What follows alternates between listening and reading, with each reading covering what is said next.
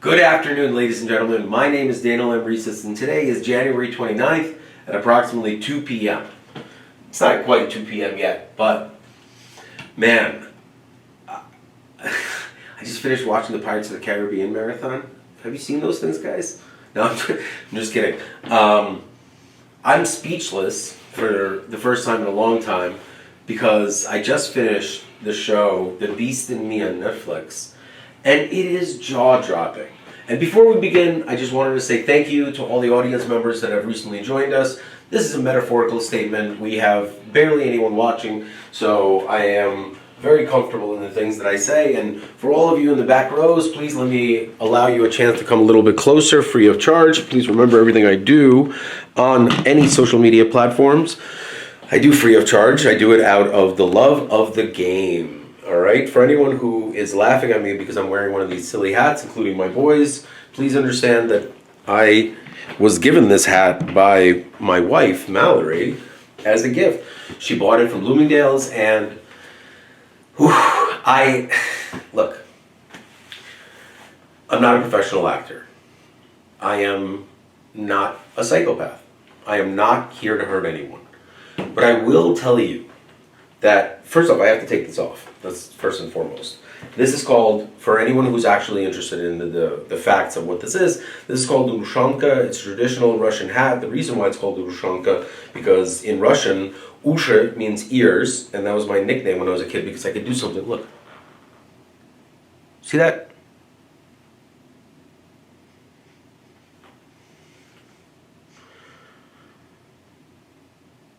Show me another person that could wiggle their ears.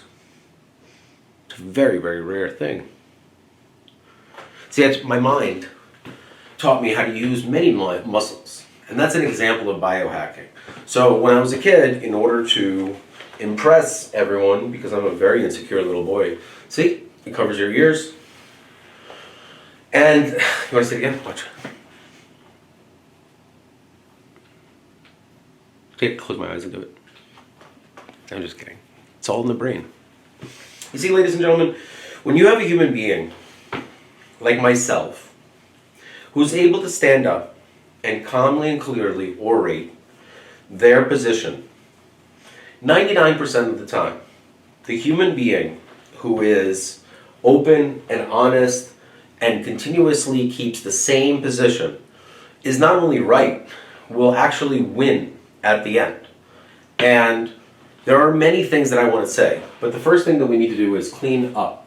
And what we're going to do is put this back, and Miss Resnick, who am I kidding? Jamie is not feeling well, so I'm going to be filming the show alone today. And please understand that this is just a teaser. There will be a full show at the end of the day at 11 o'clock. This is just going to air. All right, so let's just use what we have. And today is, as you can see, it's been 7 days, or since I've changed the date. That's how long it's been.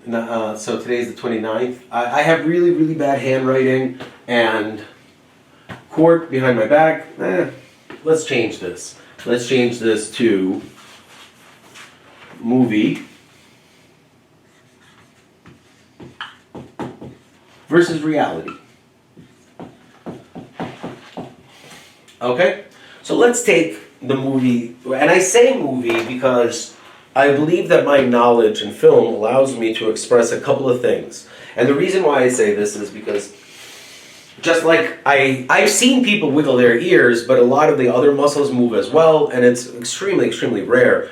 But when I say these things, I say this out of the love of my heart that everyone has done everything they need to do for me to be able to stand up here and say thank you.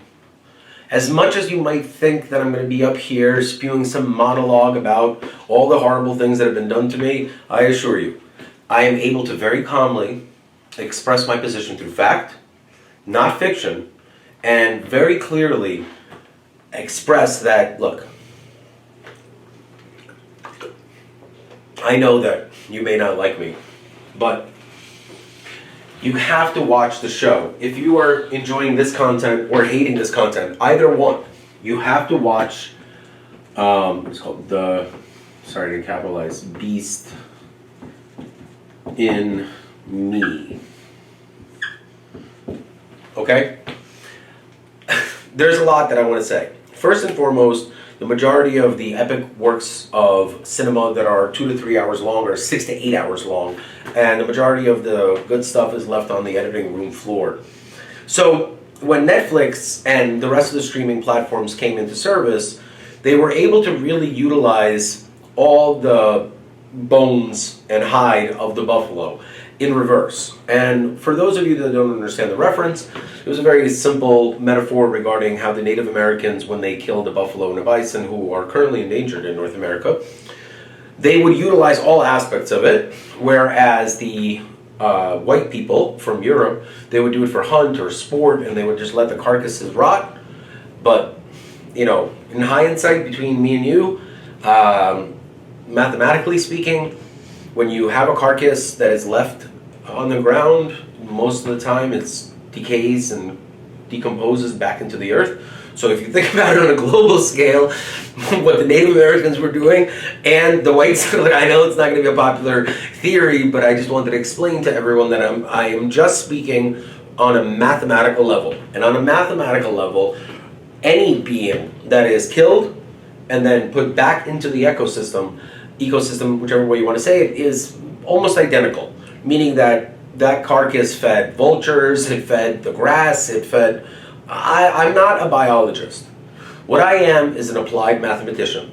And in applied mathematical terms, the political aspect of how you want to spin that the white settlers were actually the bad guys and the Native Americans were the good guys really makes you not understand that there were a lot of Native American tribes that were cannibals.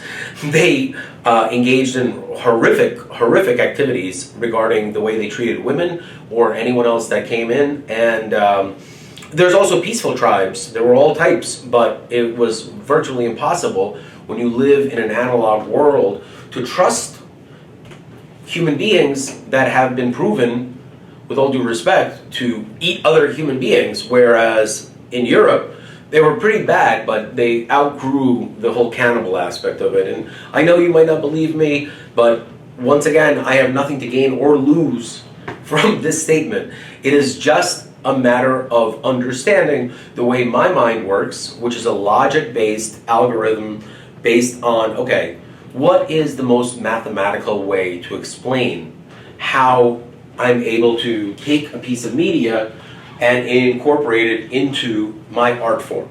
Well, unfortunately for me, that would negate the entire purpose of all of this. So I'm going to say that there's a second movie, and I have not seen it. It comes out on January 23rd. Today is December 29th. There was no way for me to have seen it. I'm not in the film industry, and it's very important for everyone to understand that I take what I do extremely serious. So I do not lie. Definitely on YouTube, I don't lie, and I am very thankful for YouTube for everything that they have done to keep everything nice and safe, and I'm compliant with everything, but I want to explain to everyone that people who go against me really don't calculate all the aspects of their moves, and that allows me to have a massive advantage, because unlike the people going against me, I very carefully think about the risks versus rewards of every single one of my decisions. That is because I am a chess player by nature. I have played chess my entire life. There are very few people that I know in my inner circle that are better than me in chess. I believe that my brother's friend Yuri Mushkin is better than me in chess. But there are three forms of chess. There is the 5-minute game, which is speed chess, which you see in the park. There is the long form game, which is 1 day per move. And then there is something called best move. And when you combine all three of those, I believe that if you take my average in all three of those games, I'm a very good chess player. But if you just play a simple game, I would say that my ranking is around 1400, which is very impressive for a normal human being. But in the world of chess, where it really wouldn't even qualify you in the top 500 in New Jersey, it's very telling that I am not trying to stand up here and say that I'm a really good chess player. I'm a really good applied mathematician, and I'm able to utilize my knowledge of the game of chess and everything that I understand about how to communicate with other intellectual human beings that covet the beauty and ease of a one-on-one zero-sum no hidden information game such as chess. Speaking of which, I know that my hair is completely a mess, and a lot of that has to do with the fact that I've been working on something that I will reveal on July 31st, and I hope to have a haircut before then, and hopefully Jamie feels better by then. I know everyone at home is wishing her best wishes, and I mean, how can I keep a straight face? You know, oh, speaking of which, let me change this to, so season 7, episode 2015. Ironic, because what we're going to do is scaled from 2015. Next episode is 2016, the year my son Pierce was born. I want to remind everyone that, one second, mercy. Okay, so the beast in me. I hope that everyone takes the moment to pause the show right now, and watch the entire season on Netflix. I assure you, there are a few inconsistencies and a few moments that are a little bit cheesy for the natural audience, but you need to put your phone down. It won't work if you have your phone in your hand or you're not engaged with the cinema. And that's one of those things where it's kind of like reading. When I was growing up, reading was really frowned upon by, not frowned upon, but it wasn't exactly like, you don't just like hang out with your friends and read.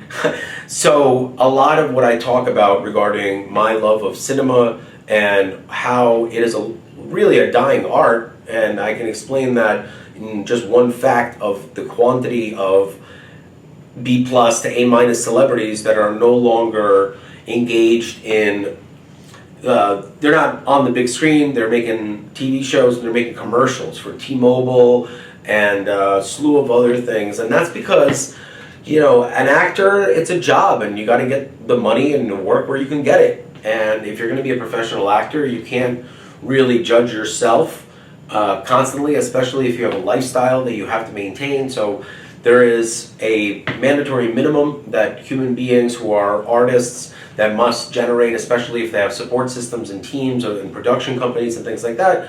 So when I say that I am not interested in that system, that is because I have no interest in neither fame nor making money on the entertainment that I produce. That is because I do not want to give up creative control to anyone else, and I don't believe that anyone can express my words as well as I can.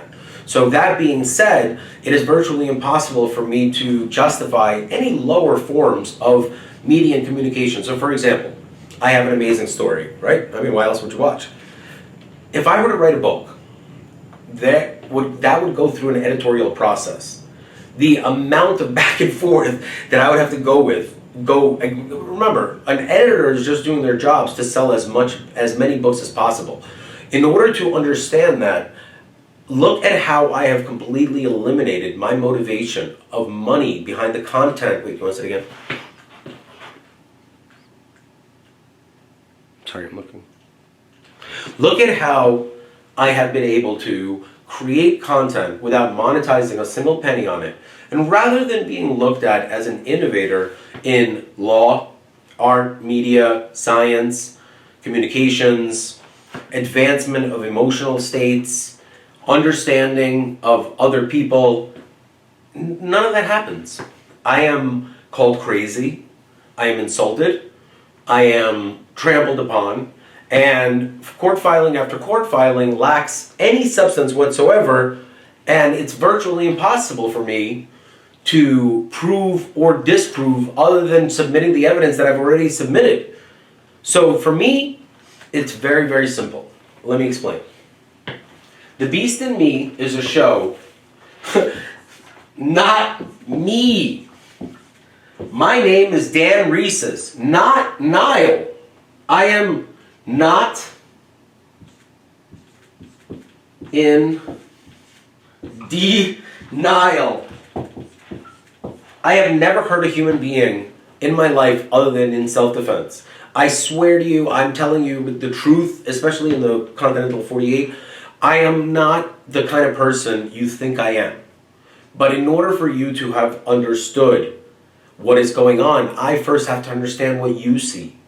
And that's why I wanted to thank the people at Netflix as a corporation, not just the production company that is associated, and definitely not the human beings, because there's a lot of artificial intelligence that really powers the future of entertainment that must be accepted in today's society in order to propel it forward. That is the only way for Hollywood and structured cinematic art such as The Beast and Me to continue to have the motivation in order to produce the kind of content that they do at the level that they do. It can't just be a show for me. It needs to be universally accepted that this art form is really behind the brilliance of this channel, because I'll tell you something, I'll give a few things away. First off, the actor's name is Reese, not Reese's, so that's not close. And it takes place in Oyster Bay. I spent about 25 years making Meet the Parents, which takes place in Oyster Bay. My wife is from Massapequa, Long Island. Not the same thing, but pretty close. And there's a lot of similarities that you will see in life, but I could not understand what you saw me as until I watched this movie. And that's when it really hit me, especially at season 1, episode 7. Oh, sorry about that. I mean chapter 7. You see, my story begins publicly in something called chapter 7. So for anyone who doesn't see the irony, and there's a little Easter egg in there for the title of the episode. It's not an Easter egg, it's just very funny to me.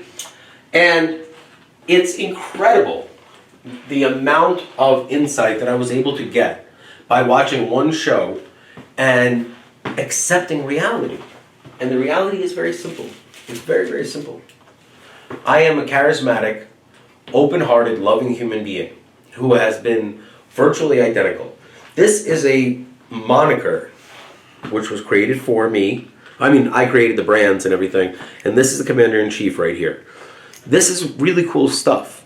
Human beings who are capable of hurting other human beings do not go on YouTube and proclaim everything that I proclaimed. And that's the applied mathematics speaking. Because I want everyone to take a step back. Oh, by the way, here, check this out. I brought the glasses just for the look. What do you think? Think I look like this guy? Hair's not the same, let me see. I don't know, you be the judge. I'm trying to go for this guy's look. I'm trying to take his look. Alright? This guy's pretty cool too. I hope to be him one day as well. And that's manifestation of something positive. These are positive things. I am not here as a negative human being. I'm a positive human being. I make the best of my situation.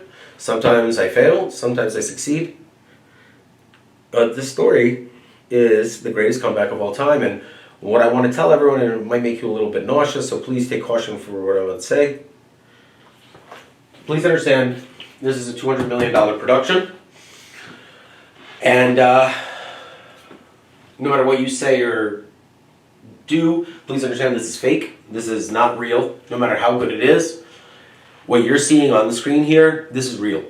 This is 100% real, this is unscripted, this is extremely powerful, and it's extremely very, very difficult to accept and understand. And what I want to express to everyone is a big debt of gratitude for bearing with me.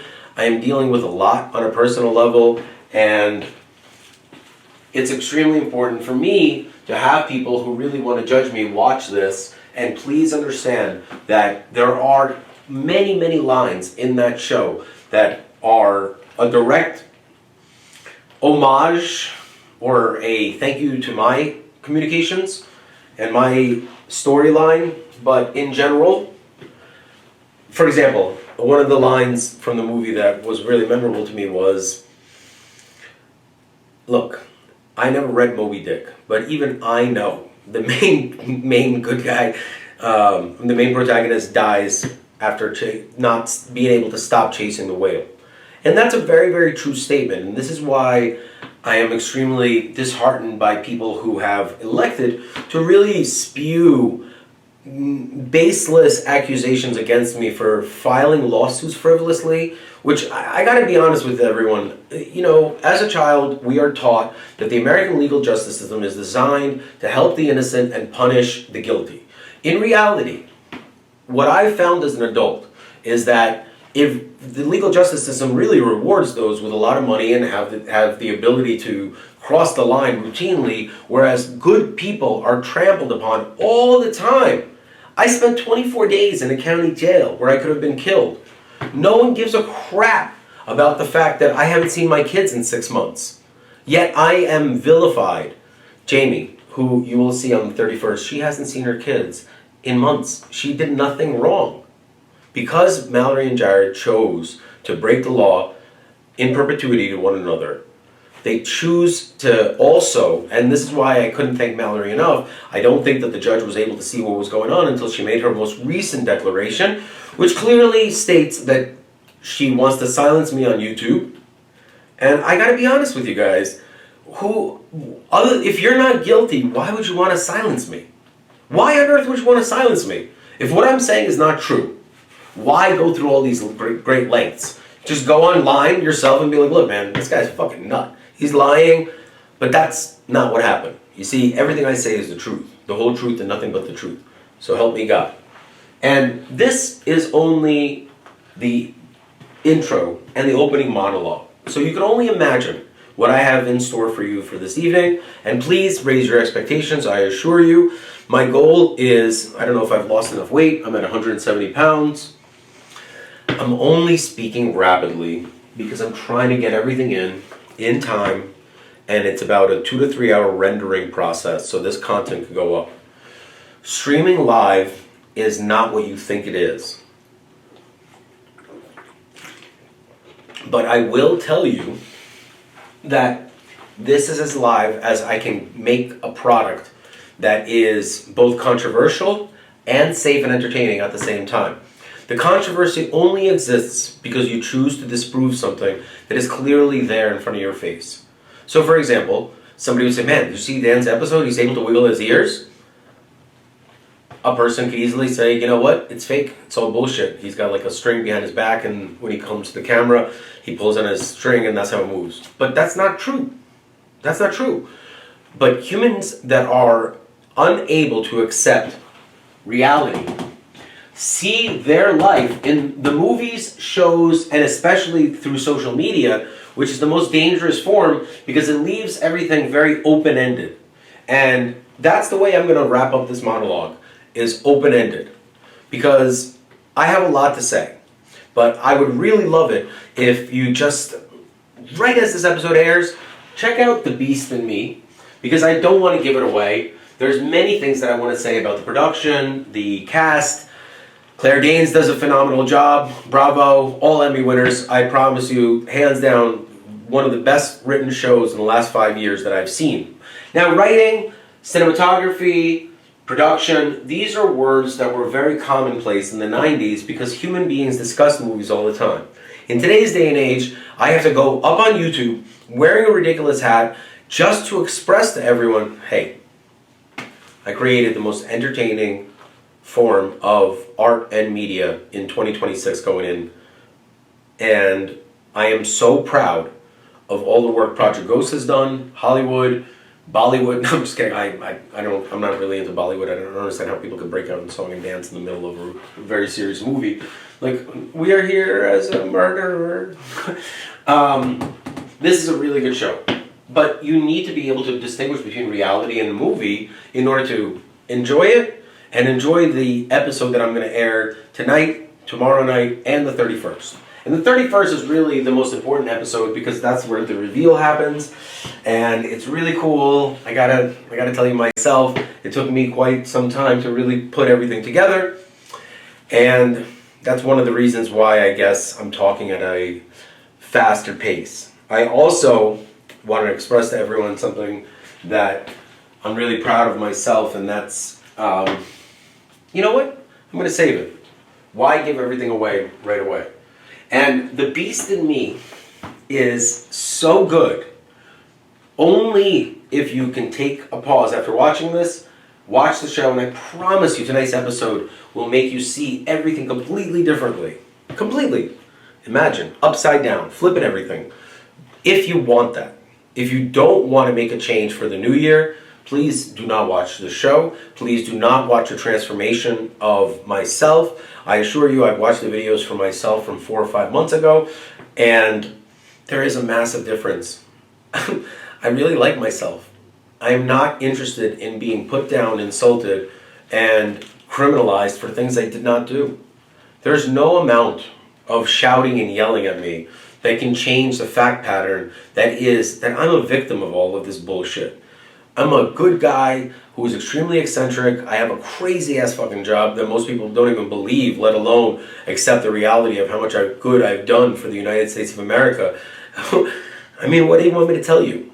What do you want me to tell you? How do you want me to sugarcoat that your jaws are all gonna drop? Whether or not you hate me, love me, or don't give a shit. I promise you, what I have in store will change your entire perspective.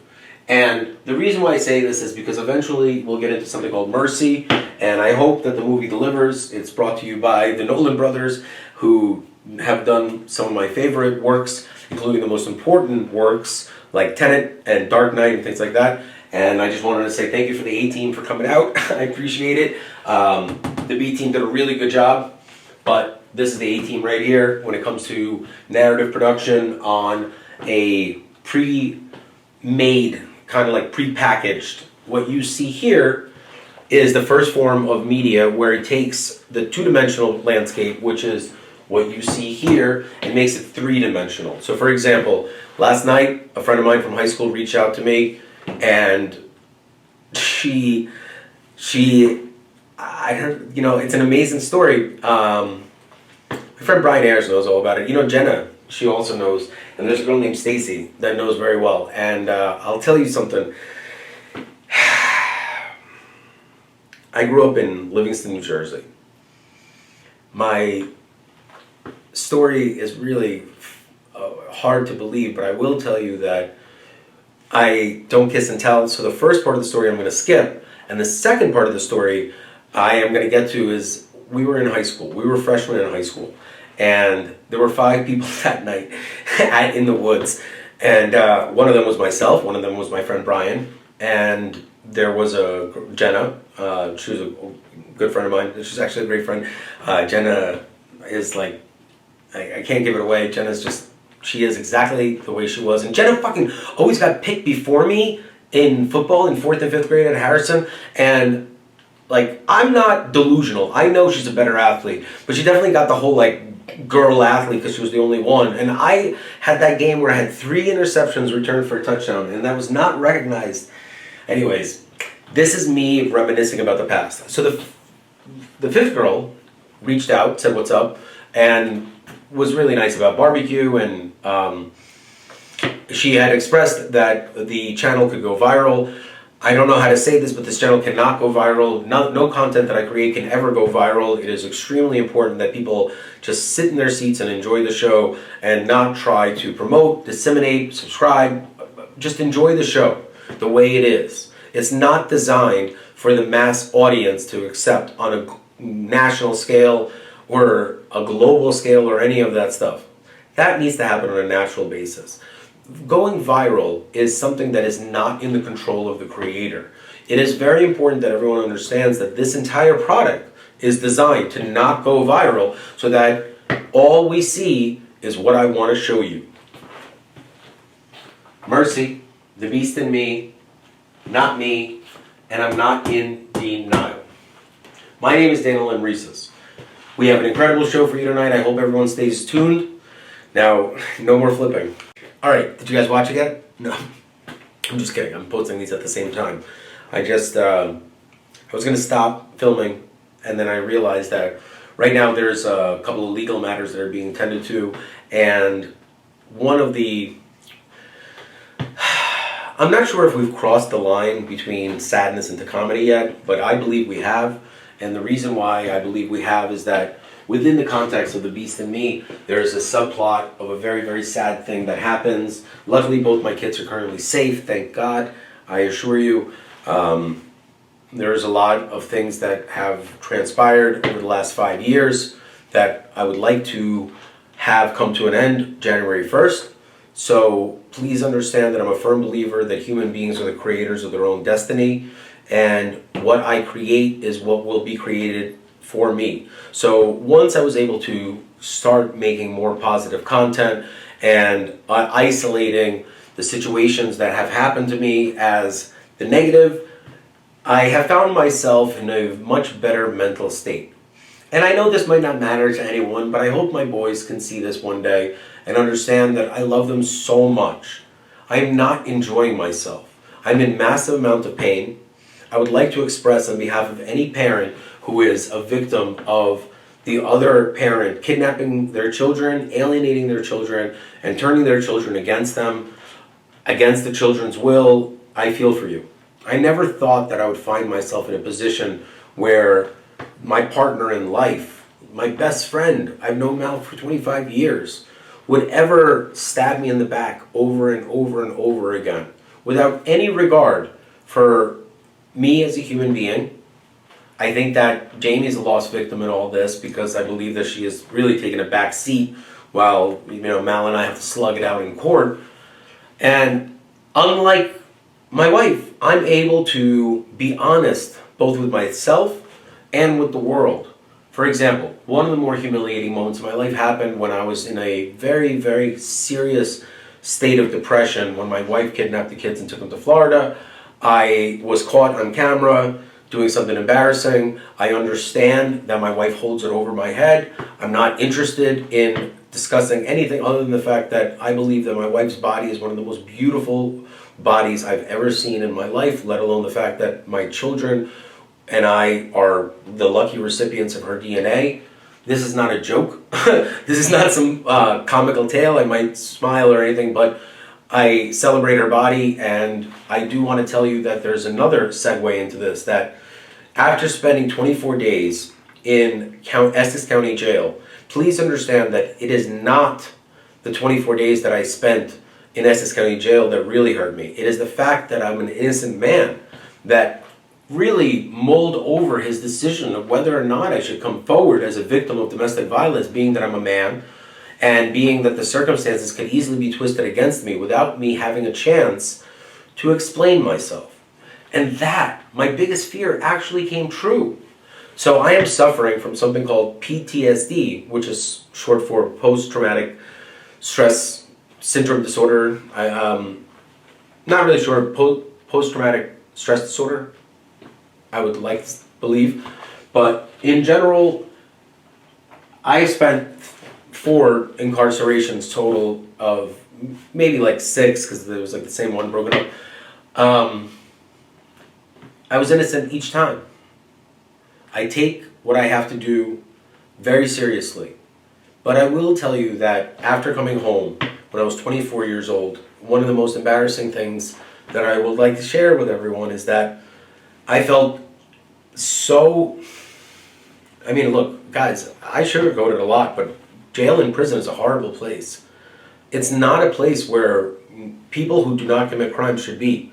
It is a very, very archaic form of punishment, in my opinion. It doesn't really resolve the issue, rather than being able to put a Band-Aid over it and isolating the root of our society and the problem of recidivism and things like that. But in general, the mathematics and the applied mathematician in me say that, okay, in order for the audience to understand what I'm talking about regarding jail being an archaic form of punishment, because we really don't have the ability to address the core of the victim, but we immediately punish the aggressor because we come from a very old English style of law. That's a good segue for me to explain to you that the reason why I am so big on Victorious is not because I am interested in some social justice. So for example, scratch-off lottery tickets, huge problem.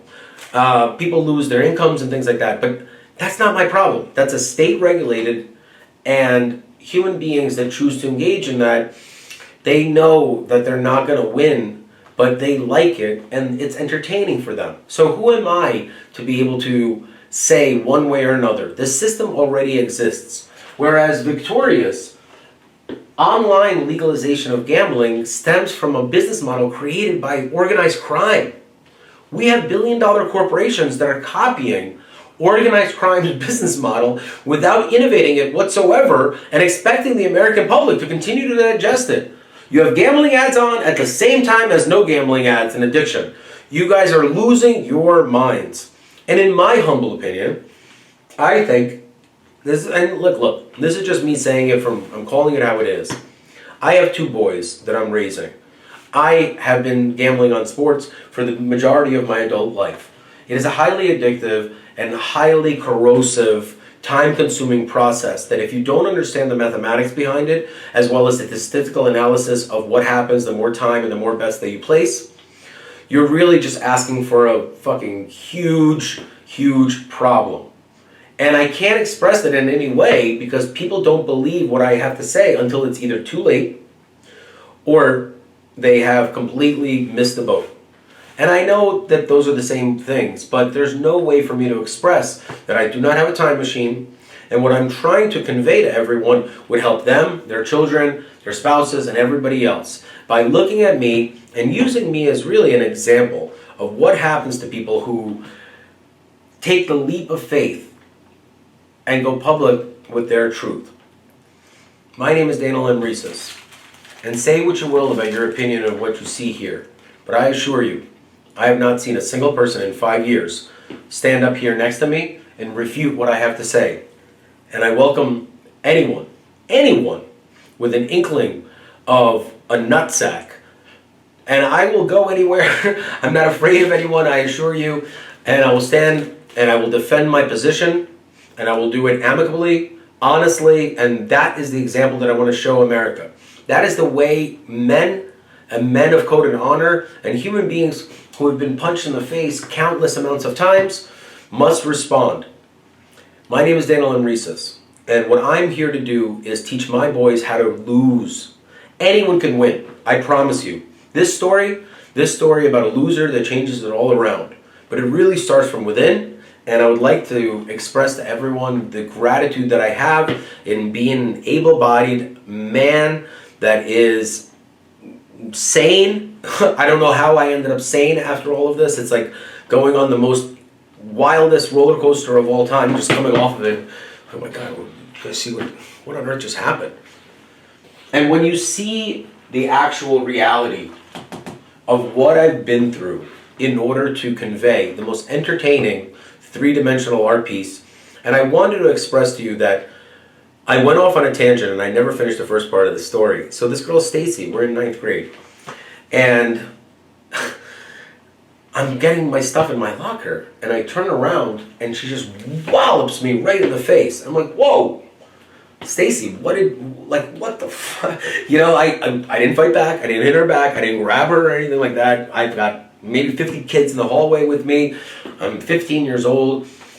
I'm like, whoa, Stacy, what on earth is going on? But that's not the truth. The truth is I knew exactly what was going on. You see, I kissed and told. And I didn't deserve to get hit. And I hope Stacy's okay. But she then wallops me again. And I'm like, oh, Jesus Christ, I gotta take this. And on the 3rd strike, I had to block her. And I said, please, Stacy. Like, that's all I remember. I think she got a couple more strikes in. Man, let me tell you something. Only Mallory hits harder than Stacy Nadelberg. Trust me. Ask her. I'm that kind of guy. I'm the kind of guy that you just want to hit in order to show him how much you love him. Or maybe, just maybe, I've been right the entire time, and what you see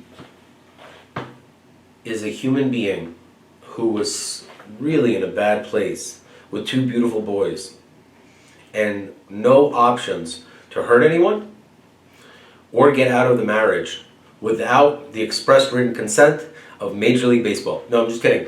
But permission is not something that you should need when you want to live a happy life, especially when you're not hurting anyone, you're expressing yourself in an honest, coherent, concrete form, and you're looking to address the core issues rather than running away from them. We live in a world of cowards, a world of liars, I assure you.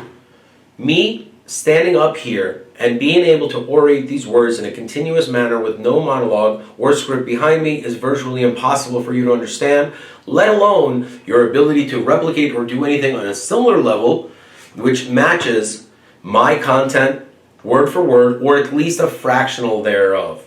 I'm okay with a subplot of this channel to replicate or go against. I'll take either one. But for me, we're talking about 5 years strong.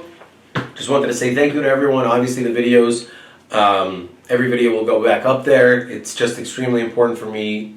Well, I can't really give it away, but today is January 29th. Tonight's episode is going to be pretty cool. It's now 2... my clock stop? Give me a second. It's a mechanical watch. 2:37. So that's going to wrap up the opening monologue. And I just wanted to end it by saying that if you're a victim of domestic violence or find yourself in a really, really sick, bad place, and you understand that coming forward will have ramifications, please do it sooner than later. Don't make the same mistake that I did. I now find myself having to explain being a victim of a crime and why I didn't come forward earlier, given the fact that the whole case has been turned around against me, proving my point 100% before the matrimonial matter even has begun. So I know it's a lot of words. Rewind, play it again, but please don't forget, the human being who keeps a consistent narrative and keeps their position and has nothing to hide is 99% of the time going to both prevail and given enough time. So what is happening is the more time that passes, the more you're able to see that, wait a second, you're telling me that they lived together for 25 years without a single incident, without anything. And when the day he comes forward saying that she beats the shit out of me after she says, I want a divorce after another episode, he's the one that's arrested 5 times in a row, something smells fishy. And it ain't the locks. It's a pretty good one. I don't know. I spit hot fire. Who are the 5 greatest rappers of all time? Dave Chappelle. He had a partner, Neil Brenner. The balance of the black comedian, the white writer, worked out very well. What is reality? Reality is very simple. There are dozens of human beings that contributed, if not hundreds, to the Chappelle Show. But credit can only be given to 2 people.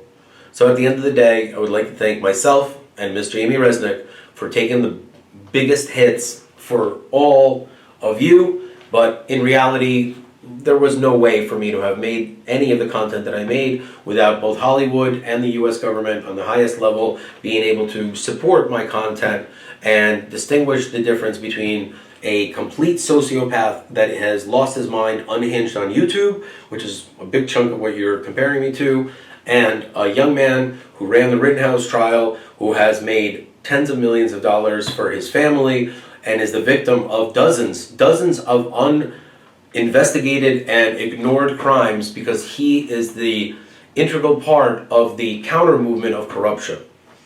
Please, ladies and gentlemen, I assure you it's just a job. I know that you want to judge me and I know that you hate me more than anything, but why would you ever watch it if I wasn't good?